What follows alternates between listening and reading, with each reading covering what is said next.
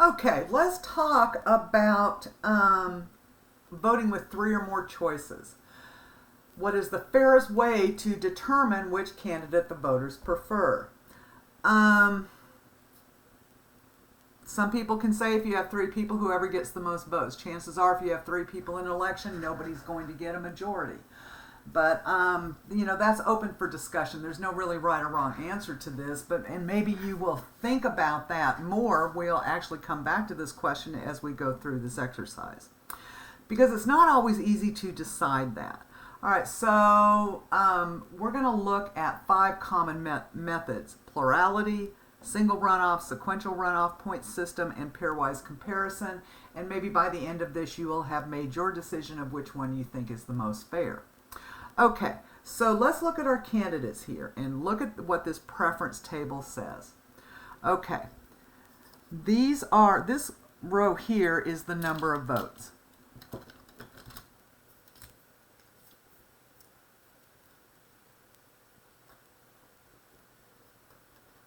And we're going to come up with a total for that as well, because that's going to help us figure out what's going on.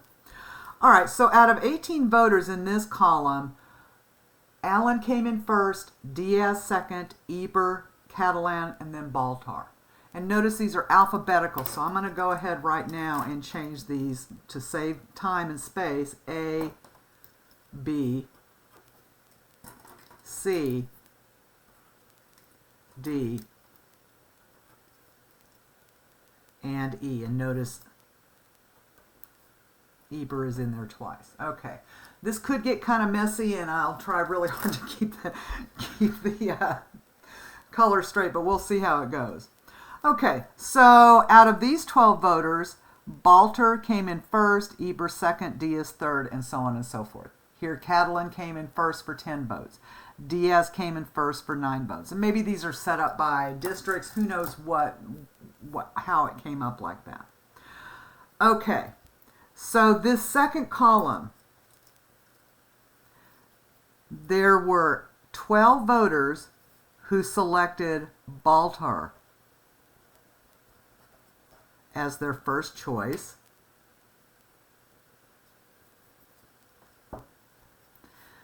Their second choice was Eber. Their third choice was Diaz. Their fourth choice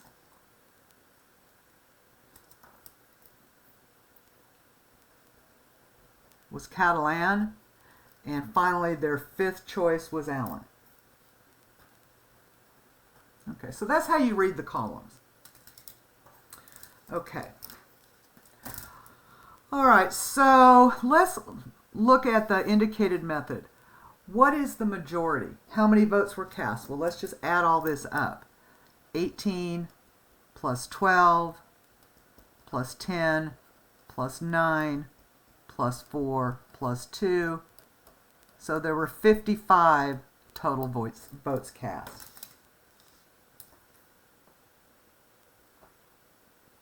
So how many first place votes are required to make a majority? Well, I'm going to have to take 55 divided by 2, which is 27.5. So I have to round that up. They need 28 votes for a majority. Okay. And notice these are first place votes. Okay, so did any candidate have a majority? Well, let's go back and see how many each of these had. So Allen, he came in first place here, so he got those 18 votes. He did not come in first in any of the other areas. So Baltar, he came in first place for the 12 votes. Catalan came in first place for 10 votes. Eber came in first place for 4 votes, but he also came in for 2 votes. So we have 18, 12, 10, and 6. So did any candidate have a majority? Nobody had 28, so the answer is no. Well, the plurality method just wants to know who received the most first place votes.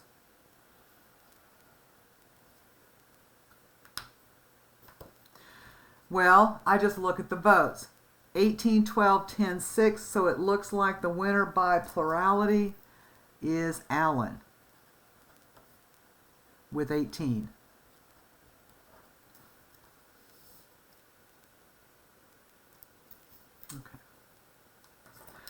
Okay, so now let's look at what we call a single runoff. And you'll see this a lot in local elections where you have multiple candidates for, a city council member or, whatever the situation is. And nobody gets a majority, but they want it, so they take the top two candidates and they do a runoff.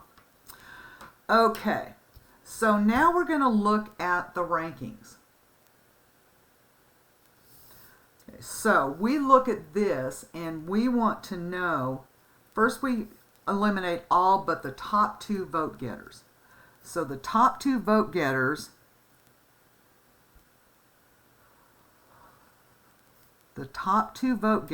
are going to be Allen and Baltar. Okay, those are the only things that we're going to be looking at. The top two vote getters are Allen and Baltar.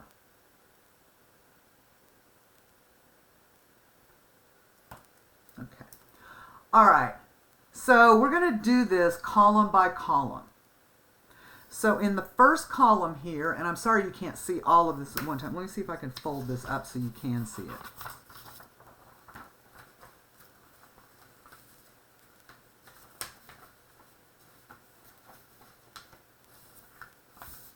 Okay, maybe that'll make it a little bit easier. Okay, so let's see if we can do this. All right, so we're going to look at each of these columns. In the first column, Allen ranks above Baltar, so Allen gets the 18 votes. In the second one, the one at the top, or the highest of the two, is Baltar, so Baltar gets the 12 votes. Now notice in this column, neither one of them won, so we just look at their standing. Baltar came in second, and Allen came in fifth, so Baltar ranks above Allen and gets the 10 votes.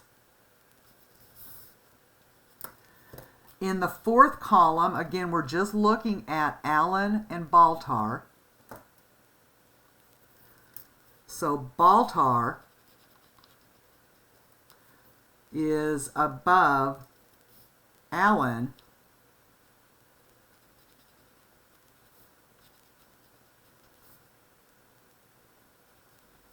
so Baltar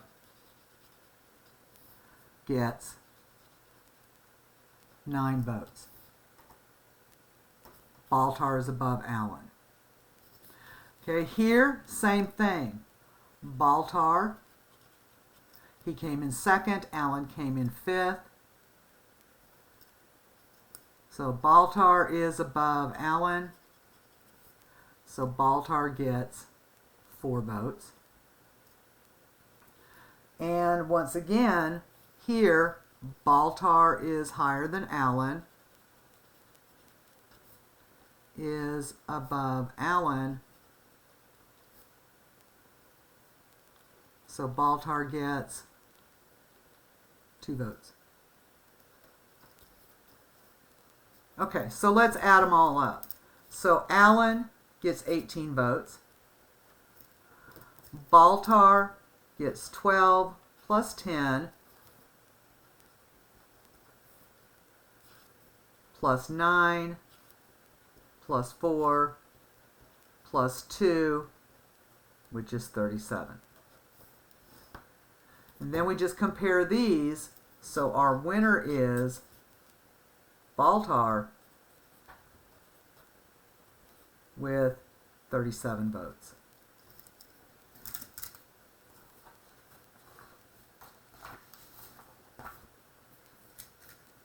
So that's one way to do it, is that as we go through this, we'll look at these are, make your choice now. Do you like the plurality method or the single runoff? Which one of those do you think is best? And then we'll go on to the next page and talk about a sequential runoff. Okay, so in a sequential runoff, okay, and again, we're going to go back and do these. Let me see if I can be consistent with the prior page. Here is Allen. Here is Balter. Here is Catalan, Diaz, and Eber. Okay. All right. In a sequential runoff, you do a series of runoffs. Okay. And we may want to go back to the information from the first page. You may want more room on this. Okay, so on this, what we do is we do a round and we eliminate who got the fewest votes. So they're gone. Then who's ever left, we do the same process again and come up with whoever is the lowest, and they're gone. Then we keep doing that until we come down to our final two candidates, and whoever wins that one is going to be the winner.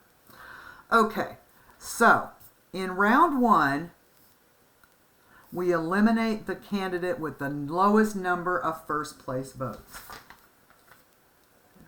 So if we remember from our page before, Allen had 18, Balter had 12, Catalan had 10, Eber had 6. So we are going to eliminate Eber. And now we cross his name off. He's gone. We're going to look at the election as though he was never there. Okay, so he's gone.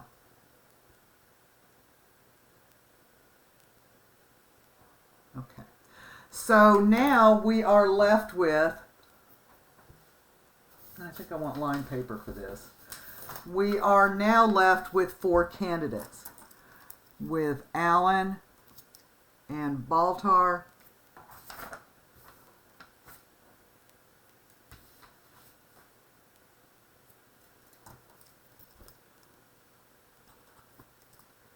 Catalan, and Diaz. Okay. Now I do this a little bit differently than they do. So it reallocates things, and instead of just trying to figure out from the beginning what's going on, I just reallocate the votes. I'm going to pretend that Eber is not in the race at all. So I'm going to go back and look at the votes. So here, Allen got 18. Balter is in the lead here, so Balter got those 12 votes. Catalan is in the lead here, so he got 10. Diaz got 9. But now Eber here, he's gone. So we move down to the next place. So Balter now gets these 4 votes, and Catalan gets these 2 votes. So if I add these up now, I get 18, 16, 12, and 9.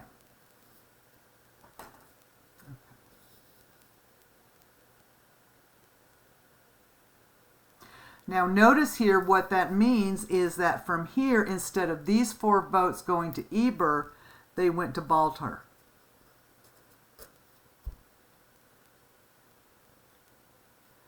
And here, Catalan received an additional 2 votes, making his 12, making this 16.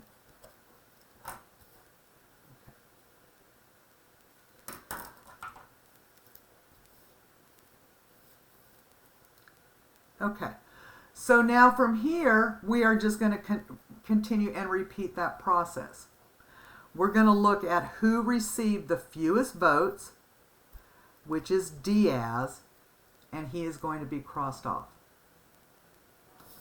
So if I go back up here and look at Diaz, I'm going to cross him off.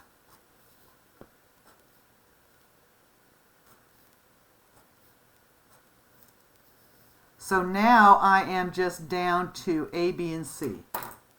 So let's see. And again, I find it easier just to start over on all of this. So for A, B, and C. Okay, so Alan's still on top here. He gets the 18 votes. Balter is still on top here. He gets the 12 votes. Catalan is still on top here, so he gets the 10 votes. Now Diaz and Eber are gone, so Catalan now gets these 9 votes. Here, Balter is the highest, so he is receiving these 4 votes. And here, Catalan is the highest, so he's getting these 2 votes.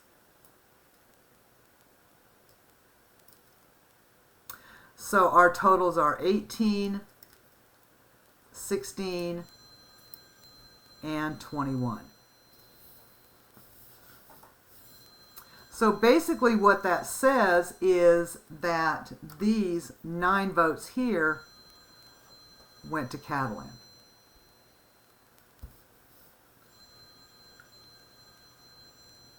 So who has the fewest votes here? The fewest votes here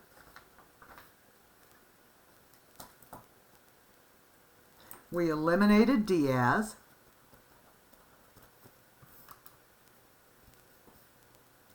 And those votes went to Catalan,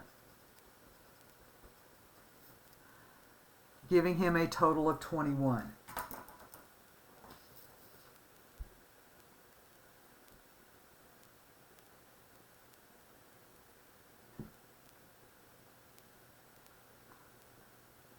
Okay, let's do it again. Now let's see who has the fewest votes. The fewest votes now is Balter, so he's gone. So our next round deals with just Alan and Catalan. Okay, so we've got to figure out where these votes go to. Well, let's cross him off now. He is not a factor here. Here, these votes are going to have to be reallocated. These are going to have to be reallocated, and these are not. So again, I just start over. To me, it just makes it easier if I know who the candidates are. So if I start over on this, then I know Alan is still receiving the 18 votes here. Here, these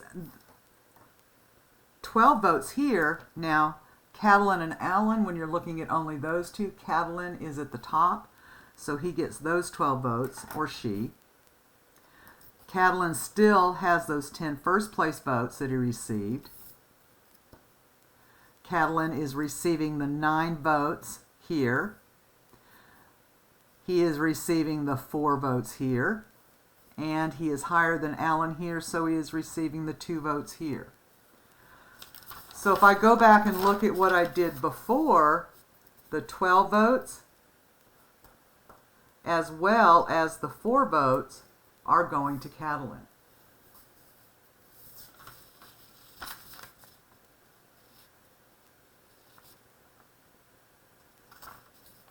So when I get to this point here, I see that Alan has 18, and if I add all these up, Catalan has 37. So, oops, I'm sorry. And now you're down to these 2 candidates, which means here you have your winner by sequential runoff.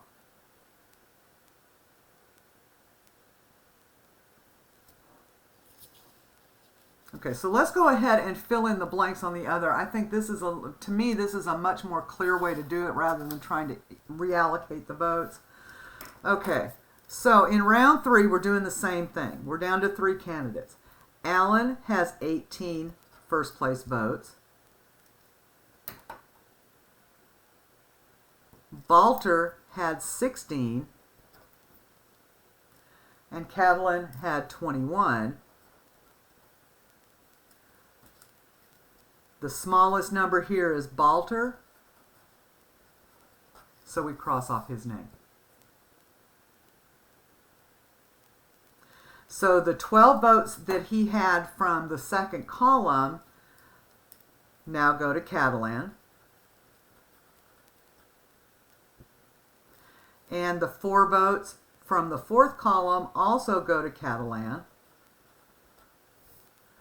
So this was 21 plus 12, which is 33. And then I have 33 plus 4, which gives him a total of 37.